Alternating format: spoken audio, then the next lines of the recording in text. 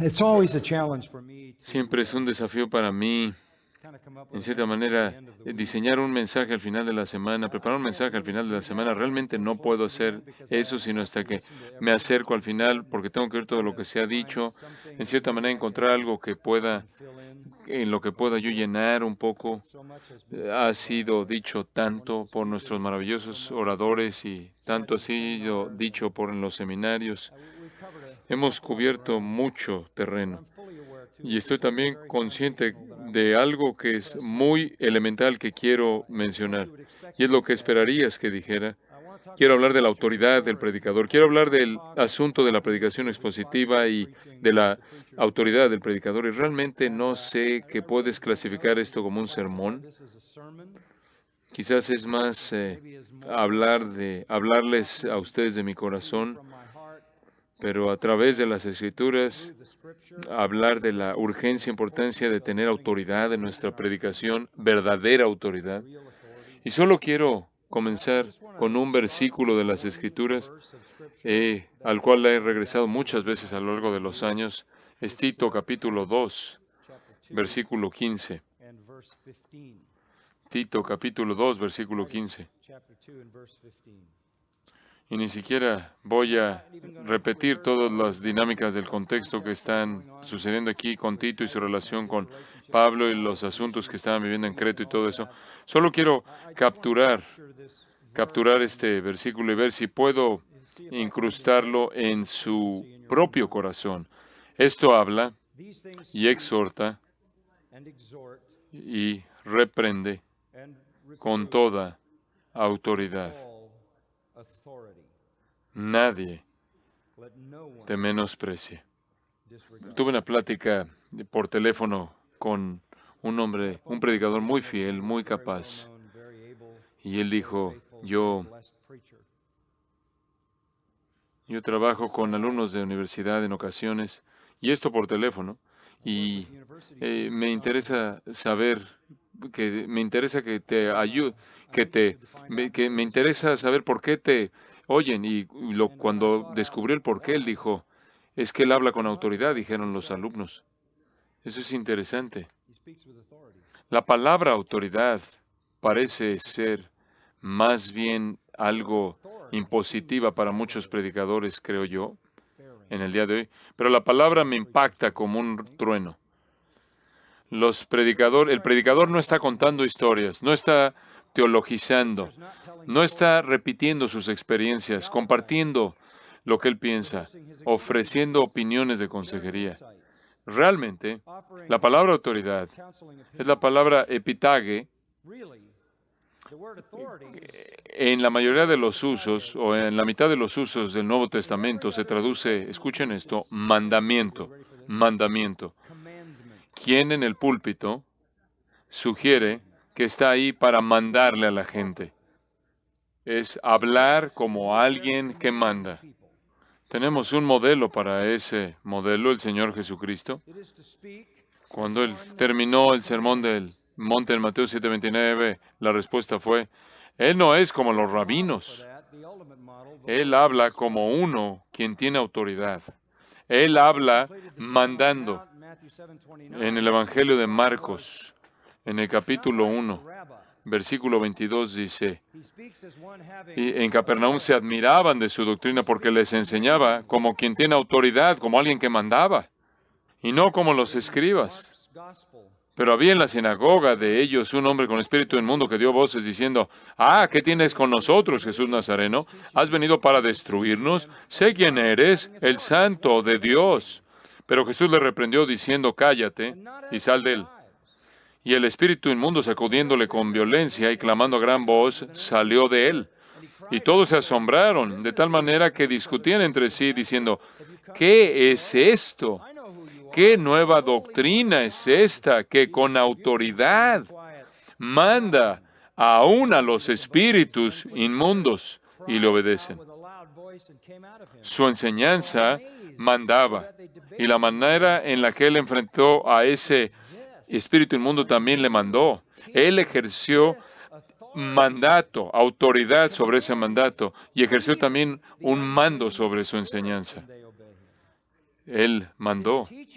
En Lucas 4, versículo 36, dijeron, ¿qué es esto? ¿Qué es este mensaje?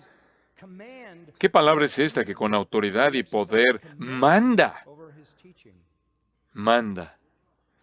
Sí, mandó a los demonios, mandó a la enfermedad para que desapareciera y tuvo ese mismo tono de mando en su enseñanza.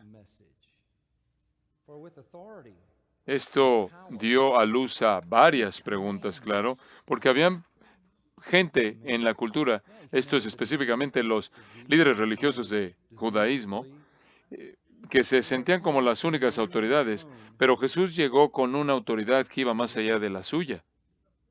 Ellos eventualmente llegaron a él, como Marcos 11:28 dice, llegaron a él y le dijeron, ¿con qué autoridad haces estas cosas? ¿Y quién te dio esta autoridad? No había asistido a ninguna de las instituciones rabínicas ni era parte de la estructura religiosa. ¿Cuál era su autoridad? Su autoridad venía de 2000 años de tradición judía. Su autoridad venía porque estaban expresando la teología reinante de la hora. Su autoridad venía de un oficio, de una posición, de su preparación, de un título. Pero ¿de dónde obtuvo él su autoridad? ¿Y cómo era posible que él, sin citar a rabinos y sin ceder y reconocer la tradición, mandaba a la gente? Bueno, ustedes conocen la respuesta de eso, pero veámosla simplemente para refrescarnos. Juan capítulo 7, versículo 14. Más a la mitad de la fiesta, esta es la fiesta de los tabernáculos, alrededor del otoño, octubre. Esto es unos 6 meses de distancia de la Pascua. Jesús subió al templo y enseñaba. Y se maravillaban los judíos, diciendo, ¿cómo sabe este letras sin haber estudiado? Jesús les respondió y dijo, mi doctrina no es mía, sino de aquel que me envió. El que quiera hacer la voluntad de Dios conocerá si la doctrina es de Dios o si yo hablo por mi propia cuenta. El que habla por su propia cuenta, su propia gloria busca, pero el que busca la gloria del que le envió, este es verdadero y no hay en él injusticia. Aquí está la clave de su autoridad. Su enseñanza no es de él, su enseñanza es la enseñanza del que lo envió. Ellos saben quién decía que lo había enviado. Él decía desde el capítulo 6, yo soy el pan de vida, el pan que descendió del cielo, y soy el pan que descendió del cielo. Y en el capítulo 5 lo oímos haciendo declaraciones de que era Dios mismo. Su mensaje vino de Dios y de ahí se originó su autoridad. En el capítulo 8, versículo 28. Les dijo, pues, Jesús, cuando hayas levantado al Hijo del Hombre, entonces conoceréis que yo soy y que nada hago por mí mismo, sino que según me enseñó el Padre, así hablo. Versículo 38. Yo hablo lo que he visto cerca del Padre. Versículo 40. Pero ahora procuráis matarme a mí, hombre que os he hablado la verdad, la cual he oído de Dios. Y ustedes conocen estas declaraciones en el capítulo 12, versículo 49. Porque yo no he hablado por mi propia cuenta. El Padre que me envió, Él me dio mandamiento de lo que he de decir y de lo que he de hablar. Y sé que su mandamiento es vida eterna. Así pues, lo que yo hablo, lo hablo como el Padre me lo ha dicho. ¿Por qué Jesús habló con autoridad? ¿Por qué mandó? Porque el Padre le había mandado. Él está transmitiendo mandatos de Dios. Él habló la palabra de Dios y solo la palabra de Dios. La autoridad del predicador viene solo cuando él habla la palabra de Dios. Y hablar la palabra de Dios es mandar. En el Evangelio es un mandato. Arrepentíos y creed en el Señor Jesucristo. Esos son mandatos. Esas no son sugerencias, esos son mandatos. Y de regreso a nuestro texto en Tito, lo que el apóstol Pablo le dice a Tito que haga esencialmente es manda a la gente, manda a la gente. Manda a la gente de manera clara a que si van a hacer lo que se demanda de ellos, y es lo correcto, tienen que hacer lo que Dios ha declarado y lo que Dios demanda. Esto habla y exhorta y reprende con toda autoridad. No solo autoridad, sino toda autoridad. Esto quiere decir autoridad que es amplia, autoridad que es incuestionable. ¿Qué hay acerca de la predicación con autoridad? Pensar en predicación con autoridad, ¿nos da miedo la predicación con autoridad? ¿Eso acaso se oye como predicación dura? Lo es. Estaba diciendo a algunos de los alumnos antes, la predicación suave produce gente dura y la predicación dura produce gente suave. Realmente no tenemos una opción. Hay algunos elementos en este versículo que quiero que vean. ¿Qué es lo que predicamos? Bueno, el versículo comienza esto. Ahora, ¿qué es esto? De regreso al capítulo 2, versículo 1. Pero tú habla lo que está de acuerdo con la sana doctrina. Esto es de lo que debes hablar. Regresa al capítulo 1, versículo 7, porque es necesario que el obispo, el anciano, pastor, debe ser irreprensible como administrador de Dios, como dijo Tom esta mañana, no soberbio, no iracundo, no dado al vino, no pendenciero, no codicioso de ganancias deshonestas, sino hospedador, amante de lo bueno, sobrio, justo, santo, dueño de sí mismo, retenedor de la palabra, fiel tal como ha sido enseñada, para que también pueda exhortar con sana enseñanza y convencer a los que contradicen. Porque hay aún muchos contumaces, habladores de vanidades y engañadores, mayormente los de la circuncisión, a los cuales es preciso tapar la boca, que trastornan casas enteras, enseñando por ganancia deshonesta lo que no conviene.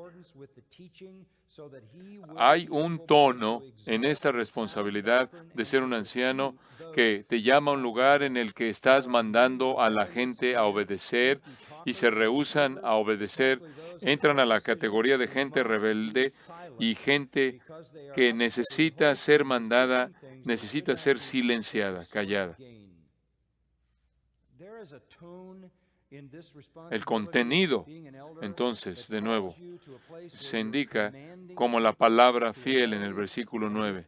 La palabra fiel. La palabra fiel es toda la escritura dada por inspiración de Dios y útil, como sabemos, a partir de 2 de Timoteo 3. Es interesante ver con qué frecuencia el apóstol Pablo en su primera carta a Timoteo habla de estas cosas, de esto. Me parece interesante en el capítulo 4 del versículo 6. Él dice, si esto enseñas a los hermanos, es la misma frase que comienza 1 Timoteo 4:6, la misma frase con la que comienza Tito 2:15. Si esto enseñas a los hermanos, serás buen ministro de Jesucristo. En el versículo 11, esto manda y enseña. Ese es el verbo manda. Manda y enseña esto. En el versículo 15, ocúpate en estas cosas, permanece en ellas. Capítulo 5, creo que es el versículo 7 de nuevo, manda también estas cosas.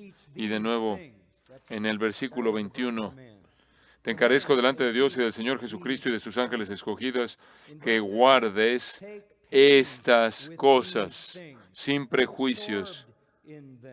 Capítulo 6, versículo 2. Y los que tienen amos creyentes no los tengan en menos por ser hermanos, sino sírvanles mejor por cuanto son creyentes llamados, los que se benefician de su buen servicio. Esto enseña y exhorta. ¿A qué se refiere con estas cosas o esto? Tito 2:1. Las cosas que van de acuerdo.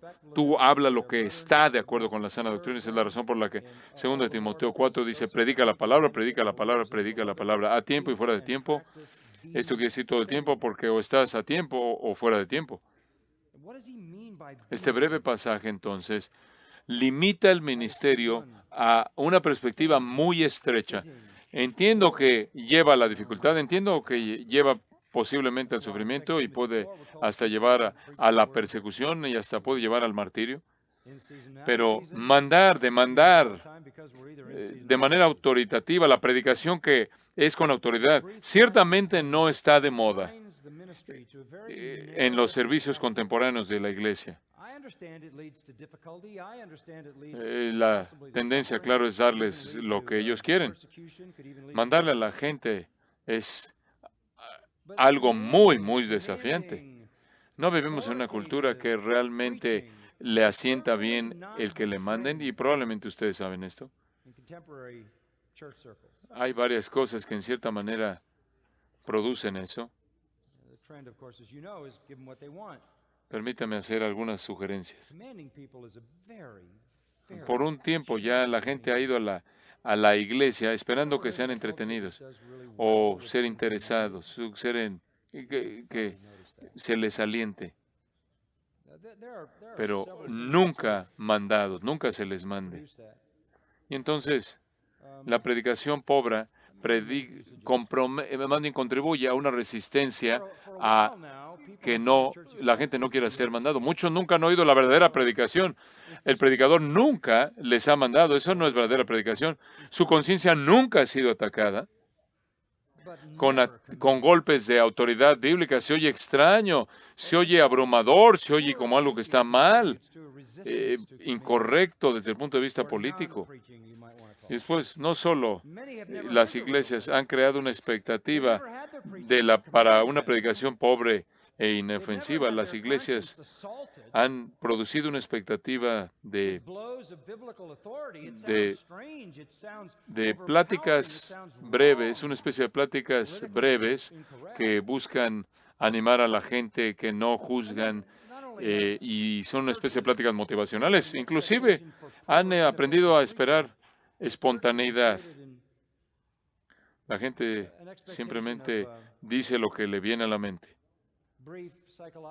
Y como consecuencia no tienen apetito alguno para predicación rica, provocativa, provocadora, profunda, predicación teológica que les convence de pecado, que hace demandas de ellos, que les manda la iglesia. La gente va a la iglesia. Algunas iglesias están involucrados en la liturgia, y el espíritu de la época odia cualquier autoridad. Odian cualquier tipo de absolutos. Odian la idea de que, de hecho, hay verdad proposicional. Tú realmente estás fuera de toque. La naturaleza del pecado, como oímos de la noche, hace que los hombres sean rebeldes naturales que detienen la verdad. Y al mismo tiempo la falta de absolutos morales los hace totalmente personas que rechazan la autoridad, especialmente una autoridad que les dice, haz esto, te vas al infierno para siempre. Las psicologías, en la cultura de la autoestima, los psicólogos y la psiquiatría buscan hacer que todo el mundo se sienta bien consigo mismo. Y también el hecho de que los padres no disciplinen a sus hijos, la desintegración el hogar, el divorcio, la inmoralidad sexual. Los hijos están creciendo sin una verdadera autoridad objetiva, firme, un padre que es una autoridad en sus vidas.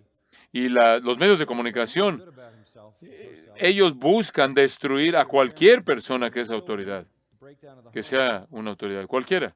Y después, el fracaso de gente que está en la autoridad y que tiene algún tipo de explosión moral.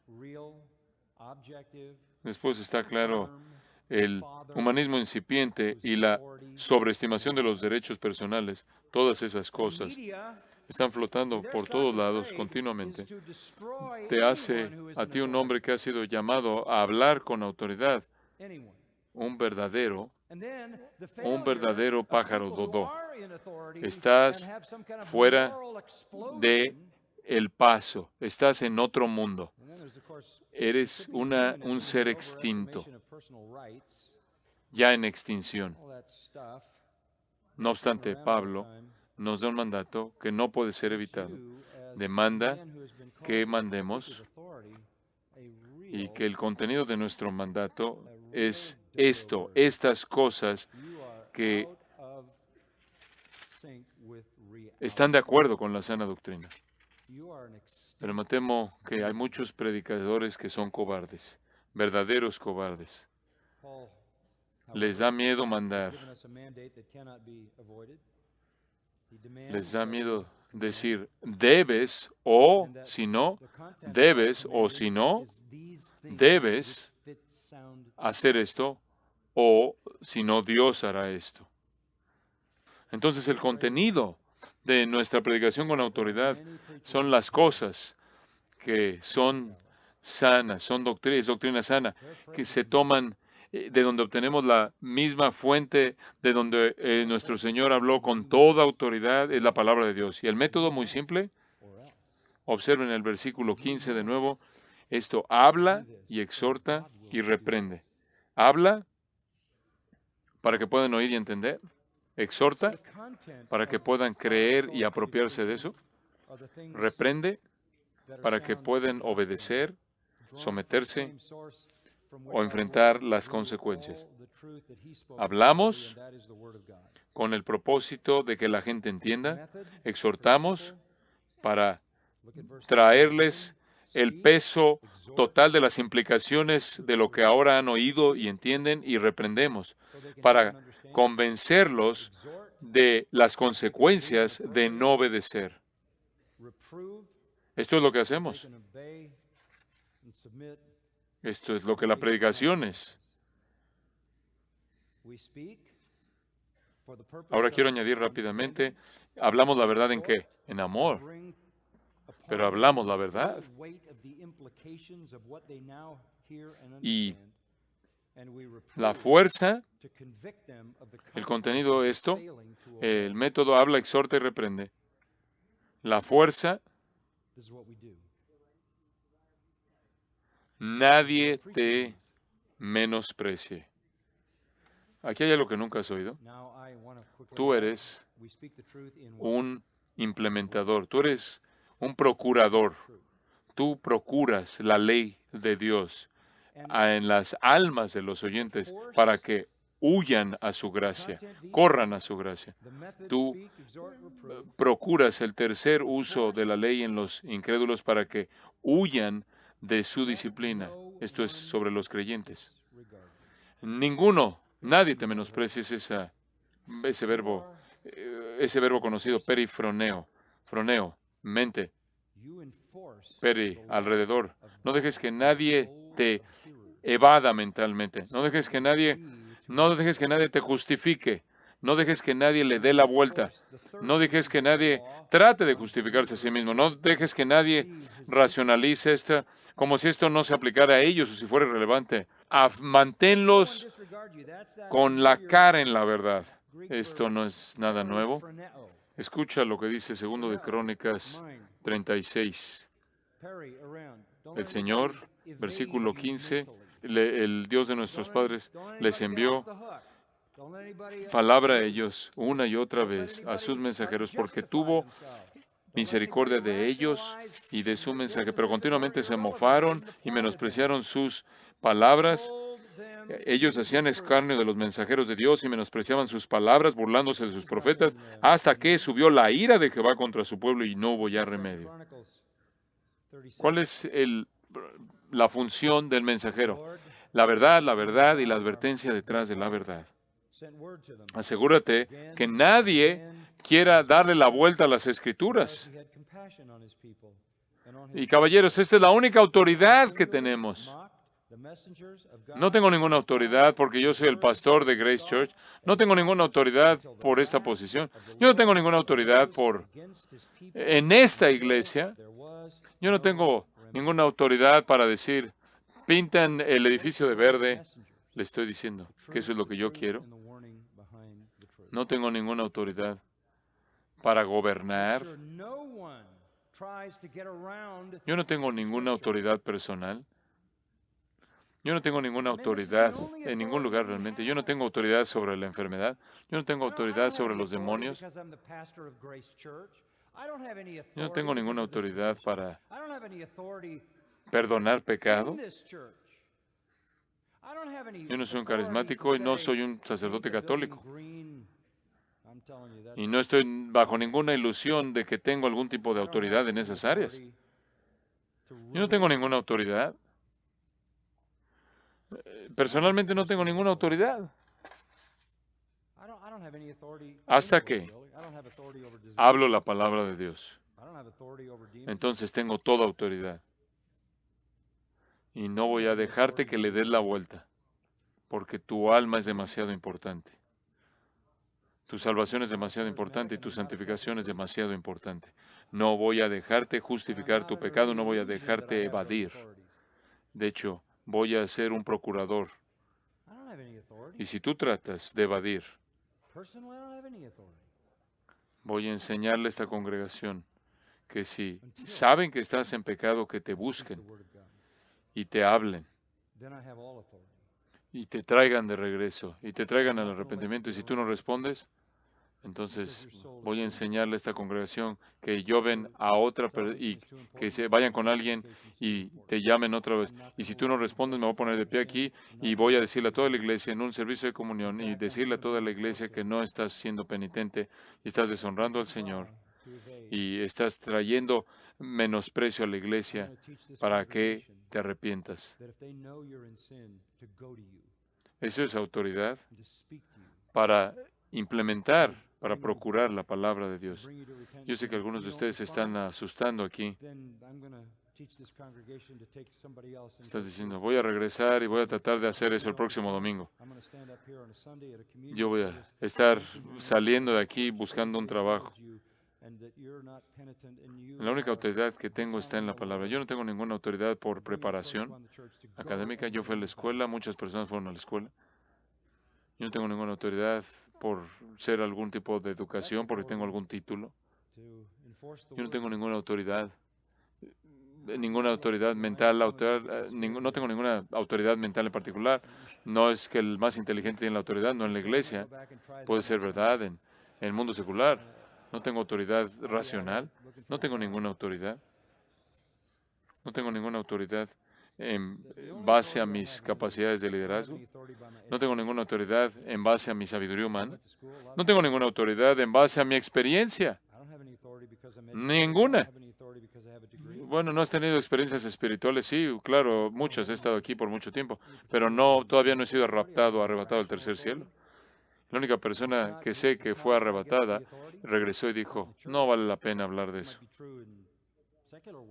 ¿Por qué? Porque su experiencia es tan válida, por válida y verdadera que fuera, no podía ser verificada ni repetida. Yo no tengo ninguna autoridad hasta que hablo la palabra de Dios. Entonces tengo toda autoridad. Entonces voy a hacer mi mejor esfuerzo por asegurarme de que tú no te escapes de las implicaciones. Yo creo no tanto en aplicación como en implicación. Yo no puedo hablar de toda aplicación posible de una verdad, pero sí puedo hacerte sentir el peso de la implicación de esa verdad. Esa es la única autoridad que tengo. Y creo que ven eso. Yo veo eso en el apóstol Pablo. Veo eso en él. Su autoridad estaba basada en su totalidad en revelación. Yo no quiero mantenerlos aquí mucho tiempo en esta noche, pero quiero darles una ilustración. Quizás va a ser algo de alento para ustedes. Me voy a saltar unas cosas, porque quiero que tengan algo de comunión después de esto. Hay una ilustración de esto que cautiva mi pensamiento. Cuando ves a los apóstoles en los evangelios, no necesariamente predecerías que iban a tener mucho éxito, ¿verdad? En primer lugar, son los 12 nombres. Sabes algo de 4 o 5 y virtualmente nada del resto. Ni siquiera sabes cuáles eran sus dones, sus talentos, sus capacidades. No hablan, nunca hablan, no se registra nada de lo que dijeron. El único registro de lo que tenemos es que fueron representados por Pedro haciendo preguntas torpes y haciendo comentarios ridículos. Entonces, si ves, en esencia, unos 7 de ellos eran hombres comunes y corrientes, hasta pescadores. Tienes uno no Galileo, un Judas no Galileo, y él es un desastre, el desastre de desastres. Y tienes a un publicano convertido, tienes a un celote convertido. Quizás fue a los sicarios, con los terroristas judíos que iban ahí y por atrás apuñalaban a los romanos en la espalda. Este es el hoi polloi, este es la chusma, esto es la escoria de la sociedad.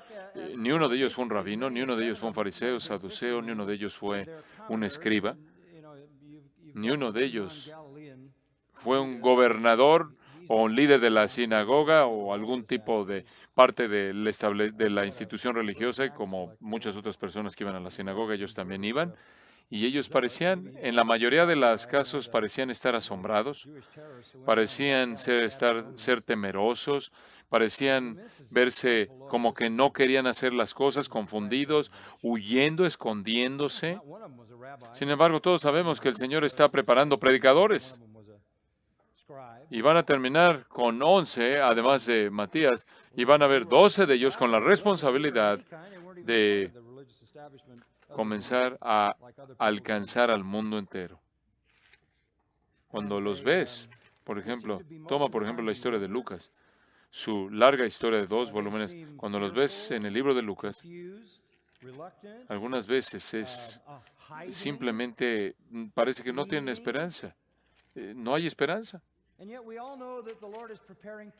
Después, cuando llegas al libro de los Hechos, algo cambia.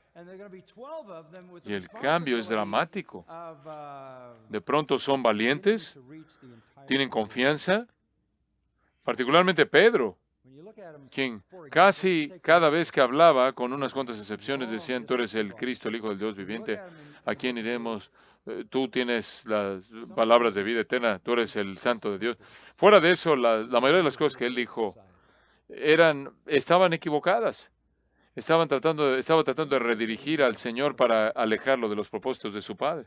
Pero ahora cuando los ves en el libro de los Hechos, la primera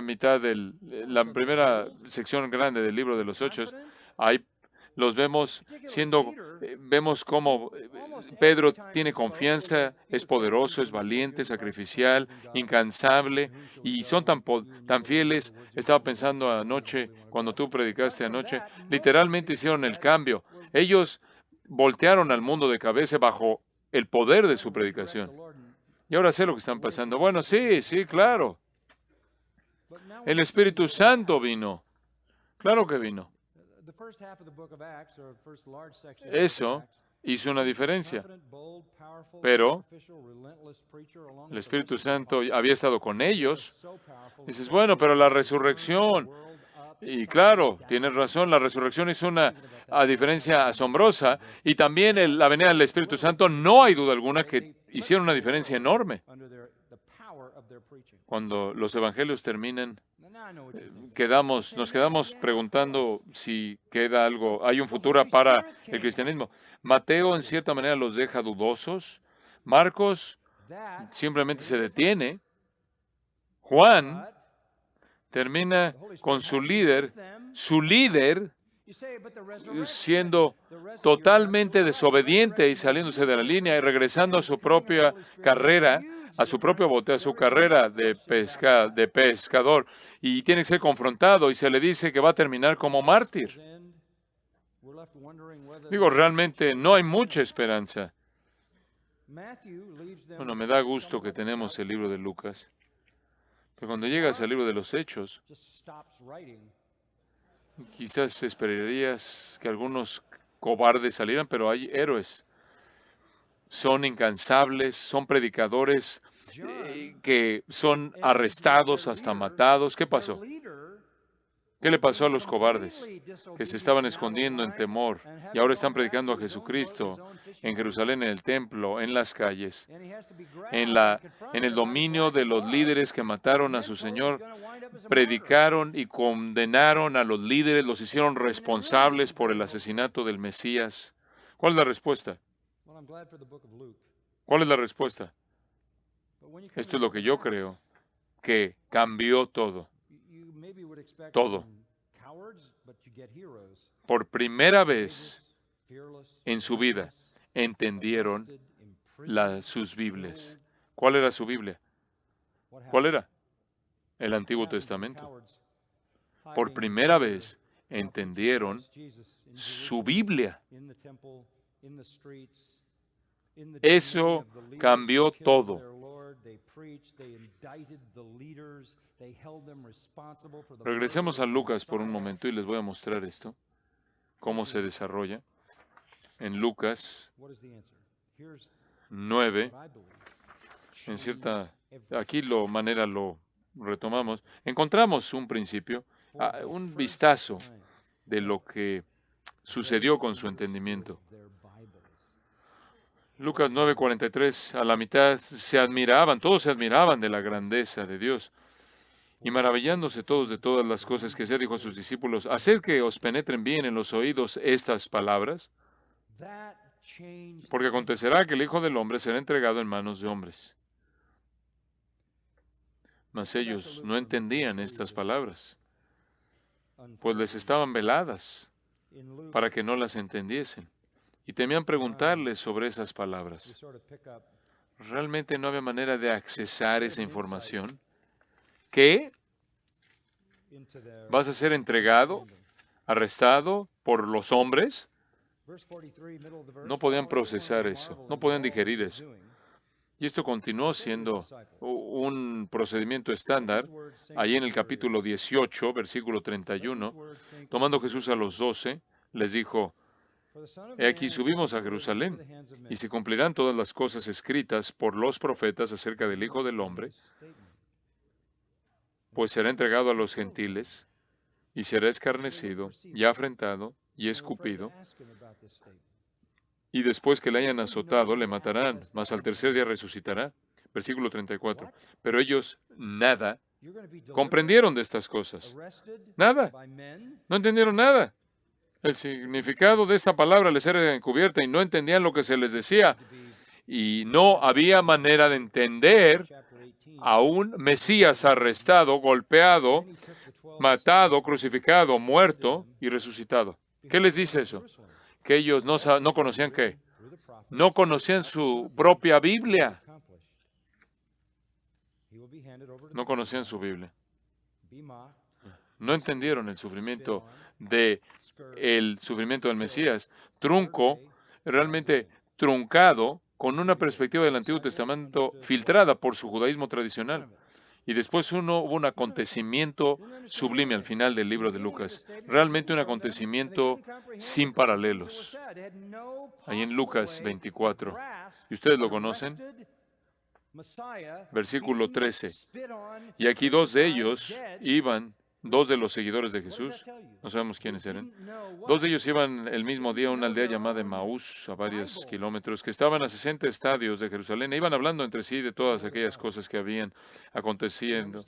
Sucedió que mientras hablaban y discutían entre sí, Jesús mismo se acercó y caminaba con ellos, mas los ojos de ellos estaban velados para que no le conociesen. Y les dijo, realmente no sabemos de ellos. Y les dijo, ¿qué pláticas son estas? Y versículo 18, respondiendo uno de ellos que se llamaba Cleofas, le dijo, ¿eres tú el único forastero en Jerusalén que no ha sabido las cosas que en ella han acontecido en estos días?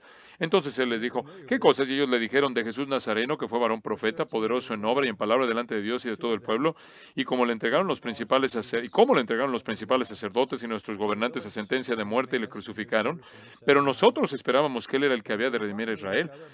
Y ahora, además de todo esto, hoy es el tercer día que esto ha acontecido. Y después, versículo 25, entonces Él les dijo, oh insensatos y tardos de corazón para creer todo lo que los profetas han dicho. ¿No era necesario que el Cristo padeciera estas cosas y que entrara en su gloria? Y comenzando desde Moisés y siguiendo por todos los profetas, les declaraba en todas las escrituras lo que de Él decían. ¿Se acuerdan de eso? Por primera vez, ellos entendieron el Antiguo Testamento y lo que decía acerca de el Mesías venidero. Eso fue al principio del día de la resurrección, en la noche, versículo 44. Están congregados con los discípulos en la ciudad de Jerusalén. Él les dijo, estas son las palabras que os hablé estando aún con vosotros, que era necesario que se cumpliese todo lo que está escrito de mí en la ley de Moisés, en los profetas y en los salmos. Les he estado diciendo esto y diciendo esto. Recuerda, no podían entender, y de pronto les abrió el entendimiento para que comprendiesen las Escrituras. Y les dijo, así está escrito y así fue necesario que el Cristo o el Mesías padeciese y resucitase de los muertos al tercer día y que se predicase en su nombre el arrepentimiento y el perdón de pecados en todas las naciones, comenzando desde Jerusalén. Ahora sé que ustedes conocen esto, pero solo quiero mostrarles cómo esto se desarrolla. De pronto, por primera vez, ellos entienden el Antiguo Testamento. Ellos entienden el Antiguo Testamento. Ellos entienden cómo apunta al Mesías. Ellos lo entienden de manera específica. Vayan a Hechos capítulo 1. Perdón, ese es Juan. Bueno, voy a Hechos. En el primer tratado, Teófilo, hablé acerca de todas las cosas que Jesús comenzó a hacer y enseñar. Hasta el día en que fue recibido arriba, después de haber dado mandamientos, escuchen esto, después de haber dado mandamientos por el Espíritu Santo a los apóstoles que había escogido, a quienes también después de haber padecido se presentó vivo con muchas pruebas indubitables, apareciéndoseles durante 40 días y hablándoles acerca del reino de Dios. ¿Saben lo que hizo? Primero les enseñó en el camino a Maús, en el aposento alto, en el día de la resurrección, cómo el Mesías era el cumplimiento de todas las profecías del Antiguo Testamento. Y después expandió y les dio el plan redentor y las realidades venideras acerca del reino durante 40 días.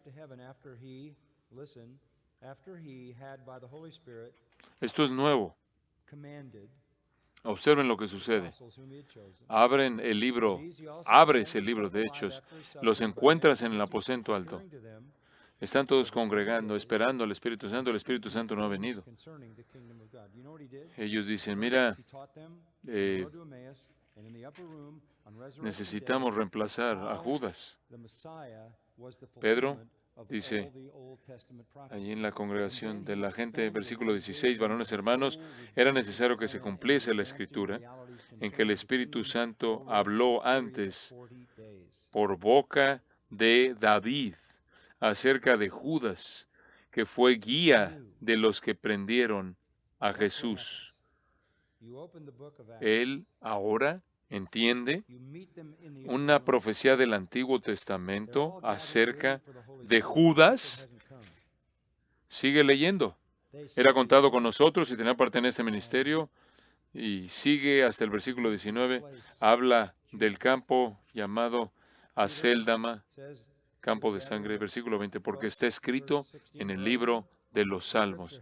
Él cita el Salmo 69 y el Salmo 109. Esto es asombroso. Esos son versículos aislados. Y de pronto Pedro sabe que se relacionan a Judas. Nunca los oyes citando el Antiguo Testamento en los Evangelios. Nunca los oyes relacionando pasajes del Antiguo Testamento a acontecimientos que vivieron. Por lo tanto, es necesario, pues, hacer lo que tenemos que hacer. Está en el plan. Judas está en el plan. Y después en Pentecostés, por cierto, eso fue antes de que viniera el Espíritu Santo. Antes de que viniera el Espíritu Santo, ya demostraron un entendimiento del Antiguo Testamento. Un versículo, pasajes específicos aislados del Antiguo Testamento que se relacionaban con los asuntos mismos que estaban experimentando. Y llegas al día de Pentecostés, capítulo 2. Pedro, versículo 14, poniéndose en pie. Varones judíos y todos los que habitáis en Jerusalén, esto sea notero y oíd mis palabras, porque estos no están ebrios como vosotros suponéis, puesto que es la hora tercera del día. Mas esto es lo dicho por el profeta Joel. Y de pronto, ahora es un experto, Pedro, en profecía del Antiguo Testamento. ¡Wow! ¿Qué está pasando aquí? Y él sigue a lo largo de Joel, capítulo 2, 28 al 32, y lo desarrolla. Es casi como que siempre había estado en la mente, siempre había conocido el pasaje, pero no lo entendía. No entendía la importancia del pasaje. Después ahí más adelante en el versículo 22, varones israelitas, oíd estas palabras. Jesús Nazareno, varón aprobado por Dios entre vosotros, con las maravillas, prodigios y señales que Dios hizo entre vosotros por medio de él, como vosotros mismos sabéis, y demás. Dios, versículo 24, le levantó, sueltos los dolores, porque David dice de él, y él dispara el versículo, el Salmo 16. ¿Qué está pasando aquí? ¿Qué está pasando? Versículo 30. 29 varones hermanos, se os puede decir libremente del patriarca David, que murió y fue sepultado, y su sepulcro está con nosotros hasta el día de hoy. Su sepulcro está con nosotros. Pero siendo profeta y sabiendo que con juramento Dios le había jurado que de su descendencia en cuanto a la carne levantaría al Cristo, ahora él está partiendo a partir del Salmo 132, Salmo 89 y 2 de Samuel 7. Es una explosión de entendimiento del Antiguo Testamento.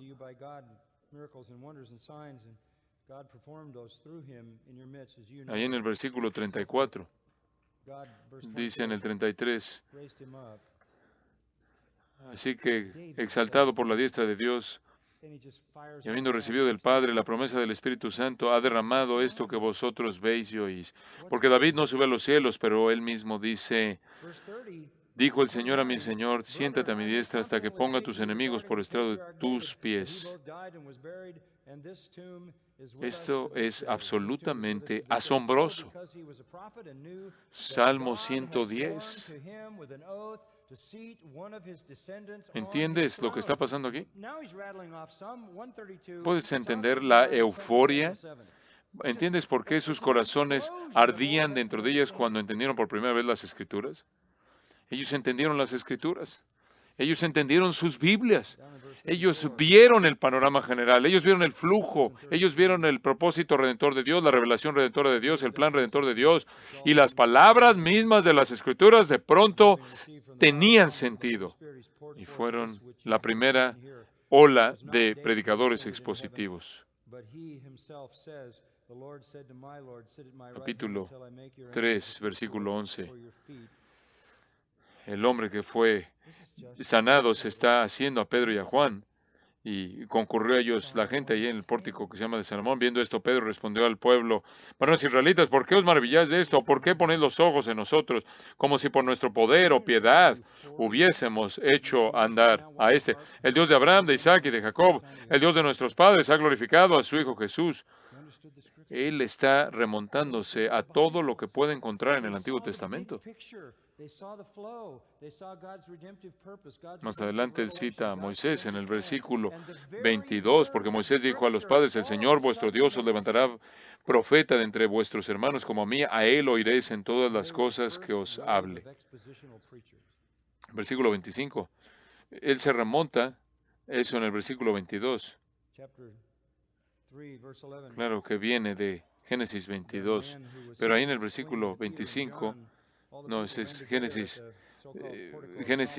ahí en en Hechos 3:25, él hace referencia a Génesis 22:18, él entiende la promesa y el pacto abrámico, él comienza a tener sentido. Ese pasaje anterior venía de Deuteronomio 18:19, las Escrituras de pronto cobran vida, y otra vez estamos en el capítulo 4, ahí en el versículo 23, han sido librados, puestos en libertad, Versículo 24, dicen, soberano Señor, tú eres el Dios que hiciste el cielo y la tierra, el mar y todo lo que en ellos hay. Esto es muy familiar para nosotros. Y por boca de David, tu siervo, dijiste, ¿por qué se amotinan las gentes y los pueblos piensan cosas vanas? Y está citando el Salmo 2. Asombroso. Esto me da una pista, me da un vistazo del conocimiento del Antiguo Testamento que tenían estos hombres que no podían usar porque no sabían lo que significaba. Y después llegas al capítulo 7. ¿Qué hace Esteban? Él da una increíble historia, él presenta una increíble historia de la redención. Es un pasaje, una referencia o cita una tras otra, una tras otra. Y llegas al capítulo 13 y es lo mismo. Y esto sigue y sigue y sigue y sigue. Llegas al final del capítulo de los Hechos, nada más para llegar al final, para que no tengamos que seguir con esto.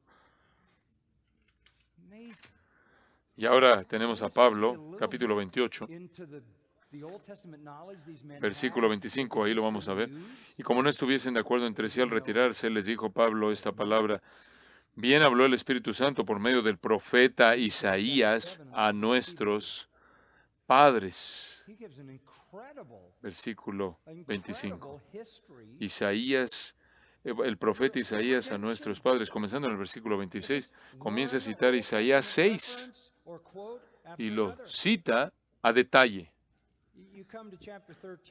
Desde el principio del libro de los Hechos hasta el final de los libros de los Hechos, estás conociendo la primera generación de predicadores expositivos. Y te voy a decir algo.